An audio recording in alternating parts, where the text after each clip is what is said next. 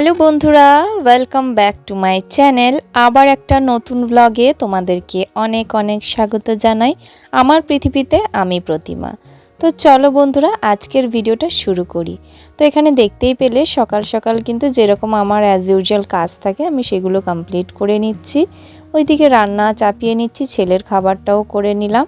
তো এইদিকে দেখো বন্ধুরা, আমি বাজার থেকে মাছ এনেছিলাম সব একসঙ্গেই। তো সেই দিন যেগুলো মাছগুলো এনেছিলাম তার মধ্যে আজকে লাস্ট মাছ পড়ে রয়েছে তেলাপিয়া। তো সেই তেলাপিয়াটা সর্ষে ঝাল করার জন্য আগে শিলে নুন দিয়ে সর্ষে, কালো সর্ষে, সাদা সর্ষে এবং কাঁচা লঙ্কা একসঙ্গে বেটে তৈরি করে নিলাম পেস্টটা। তো বন্ধুরা, আজকে কিন্তু বিভানের স্কুলের বেলা করে আছে প্রোগ্রাম, ম্যাজিক শো। তো সেই জন্য একটু তাড়া রয়েছে, তার মধ্যে ওর বাবা কিন্তু খেয়ে যাবে। তো বন্ধুরা, তোমাদেরকে সেদিন যেটা পুঁই শাকের একটা রেসিপি শেয়ার করেছিলাম বাড়িতে রান্না করা, তো সেই পুঁই শাক কিন্তু ওপরের গাছে হয়েছে, সেটা একটু পরে দেখাচ্ছি ভালো করে। এখানে ছেলেকে খেতে দিয়ে দিয়েছিলাম, ও যে খেলনা নিয়ে খেলছে। তো এদিকে ওর বাবার টিফিনটাও রেডি করে নিচ্ছি, অফিস যাওয়ার যে রান্না বান্না সেগুলোও রেডি করে নিচ্ছি। এদিকে প্রায় আমার রান্না অর্ধেক হয়ে গেছে। তো এই যে সর্ষের যে খোসাগুলো, সেই খোসাগুলো এখানে দেখো প্রচুর গাছ রয়েছে, বাড়ির ফুল গাছগুলো। তো সেই ফুল গাছের যে কোনো গাছে আমি দিয়ে দিচ্ছি, কারণ এটা একটা জৈব সার হিসেবে ব্যবহার করা হয়। তো ভাবলাম যে ফেলবো কেন, এগুলো গাছের মধ্যেও দিয়ে দিই। তো কারা কারা এরকম সর্ষে আর খোসা এভাবে দিয়ে দাও অবশ্যই একটা কমেন্টে জানিও। আমি তো দিই, এটা আমি আমার মানে শাশুড়ির থেকে শিখেছি। বিয়ের আগে দিতাম না, বাট বিয়ের পর দেখতাম যে শাশুড়ি এইভাবে করতো।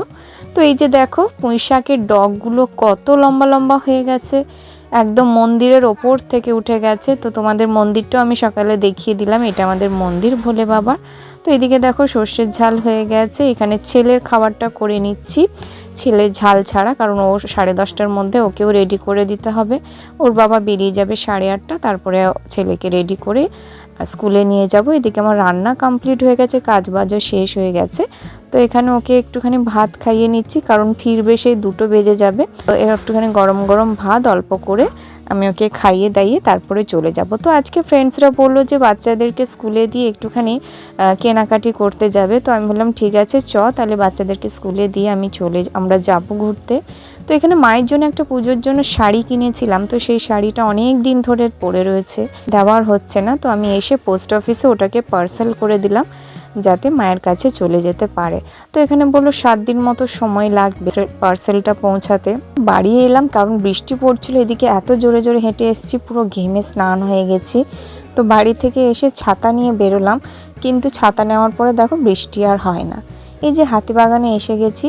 তো হাতিবাগানে দুপুর একটু এলে পরে একটু ফাঁকা থাকে, মানে পুজোর সময়টা একটুখানি ফাঁকা ফাঁকাও থাকবে, আর আরাম করে শপিং কেনাকাটি যাই বলো সবই করতে পারবে।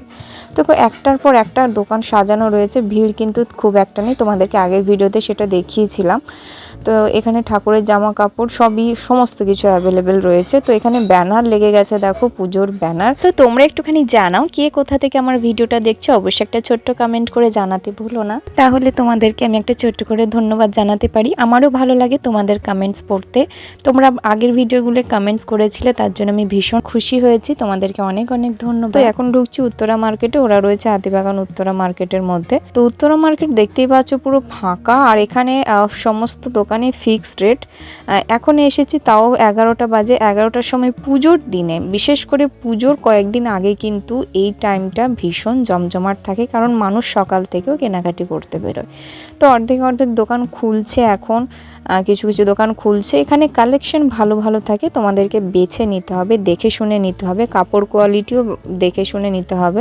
তো দেখতেও তো ভালো, এক সময় এখান থেকেও শপিং করতাম পুজোর জন্য, বাট এখন করি না, কারণ কাপড় কোয়ালিটিটাও ভীষণ ম্যাটার করে। যতই তুমি ভালো দেখতে লুক হোক না কেন, লুকটা তো অবশ্যই ম্যাটার করে, তার সঙ্গে ম্যাটার করে তোমার কমফর্টটা, তুমি পরে কতটা কমফোর্টেবল ফিল করছো একটা জামা বা একটা শাড়ি বা একটা ড্রেস, সেটাও কিন্তু একটা বিশাল বড় ম্যাটার করে, যেটা আমি মনে করি। তো সেই জন্য এখন এইখান থেকে কেনাকাটি করাটা বন্ধ করে দিয়েছি, একটু ভালো দোকান থেকে কেনাকাটি করি। নো ডাউট কালেকশনগুলো দেখতে বেশ সুন্দর লাগছিল। এইটা বেশ একটা জম্পেশ কালেকশন ছিল, দেখতেও ভালো ছিল। এটা মোটামুটি কোয়ালিটিও দেখে বেশ ভালো লাগছিল। এইটাও দেখলে মানে একসে বাড়কার এক কালেকশন রয়েছে, দেখে শুনে তোমাদেরকে কিন্তু এখান থেকে শপিং করতে হবে। এখানে রয়েছে, এটা রয়েছে শ্রী মার্কেট। তো এখানে রয়েছে দেখো বা বিভিন্ন ধরনের লেহেঙ্গা কালেকশন, চুড়িদারের কালেকশন, সমস্ত কিছু রয়েছে এখানে। যাবতীয় বেডশিট, তোমাদের বাড়ির যা যা জিনিসপত্র দরকার লাগে সমস্ত কিছু, জামা কাপড় ছাড়াও কিন্তু পাওয়া যাচ্ছে। তো এখানে ওরা তো শপিং এখানে আর করলো না, এখানে দাম দর করতে গিয়ে, আর এখানে যেহেতু ফিক্সড রেট সেই জন্য দামটা জামার তুলনায় একটু বেশি লাগছিল, এই জন্য এখানে আর করা হলো না। তো এবার আমরা চলে যাব বাজার কলকাতায়, কারণ আমিও বললাম যে বাজার কলকাতায় কিন্তু ভালো ভালো স্টক এসছে, দেখতে পারিস। তো এখানে ঢুকে গেলাম বাজার কলকাতায়। হ্যাঁ, সত্যি ভালো ভালো স্টক ছিল, কাপড় কোয়ালিটি মোটামুটি ছিল, ভালোই ছিল। তো এখানে সবাই মিলে দেখছিলাম। দেখো কালেকশনগুলো কিন্তু সত্যি চোখে লাগার মতোই ছিল, সোবার দেখতে ছিল লুকগুলো। আমার কিন্তু এবারের কালেকশনগুলো সত্যি খুব সুন্দর। আমাকে একটু কমেন্ট সেকশনে জানিও কাদের কাদের পুজোর শপিং হয়ে গেছে বা এখনও বাকি আছে, বা কটা করে হয়েছে অবশ্যই কিন্তু জানিও। আমার কিন্তু হয়ে গেছে, তোমাদের সঙ্গে শেয়ার করেছিলাম। আর আমার অনেক কটাই হয়ে গেছে, মানে পর 5 দিন পুজোর পরার জন্য যা যা দরকার সব কটাই হয়ে গেছে। তো জামা কাপড় দেখতে গেলে হাতে অনেক সময় নিয়ে বেরোতে হবে, কিন্তু এতটা সময় নেই, কারণ বাচ্চার ছুটির সময় হয়ে গেছে। তো এবার চলে যাব ওকে আনতে। তো কেনাকাটি ওদের শেষ, তো চলে এলাম ছেলেকে আনতে। গাইস, আজকের ভিডিওটা কেমন লাগলো অবশ্যই একটা ছোট্ট কমেন্ট করে জানিও। ভালো লাগলে ভিডিওটি লাইক, কমেন্ট ও শেয়ার করতে ভুলো না। তো দেখা হচ্ছে আবার নতুন ভিডিওতে। ভালো থাকবে সবাই, ধন্যবাদ, টাটা।